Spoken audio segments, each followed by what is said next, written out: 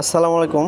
তারামিয়ার রান্নাঘর থেকে সবাইকে স্বাগতম। আজকে নিয়ে আসলাম নতুন দারুণ একটি রেসিপি, খাসির মাংস কষা রেসিপি। তো আমি প্রথমে দিয়েছি তেল, তারপর দিলাম পেঁয়াজ, এরপর দিয়েছি গরম মশলা। আমি কোনো প্রকারের মশলা কষানি ছাড়াই কিন্তু এই রেসিপিটি বানাবো আজকে। এরপর দিলাম দেখেন আদা বাটা এবং রসুন বাটা, এবং আমি যাবতীয় মশলা কিন্তু রেডি করে নিয়েছি সব কিছু, হলুদ, মরিচ, ধনিয়া, জিরা দিয়ে দিলাম, স্বাদ মতো লবণ এবং মশলাগুলো অ্যাড করে দিলাম। আমি জাস্ট মশলাটা হালকা মিশিয়ে নিয়েছি, কোনো প্রকার কষাবো না।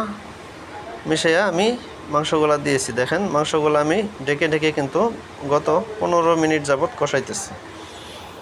দেখেন 15 মিনিটে মাংসর কালার কেমন হয়ে গেছে। যেহেতু আমি কষা মাংসর রেসিপি বানাবো, সেহেতু মাংস কোনো প্রকার পানি দেব না। আমার ভিডিওটি যদি বিন্দুমাত্র ভালো লেগে থাকে অবশ্যই চ্যানেলটিকে সাবস্ক্রাইব করে দেবেন, এবং ফেসবুক থেকে যারা দেখছেন তারা অবশ্যই লাইক ফলো করে দেবেন, বন্ধুদের মাঝে ভিডিওটি শেয়ার করবেন।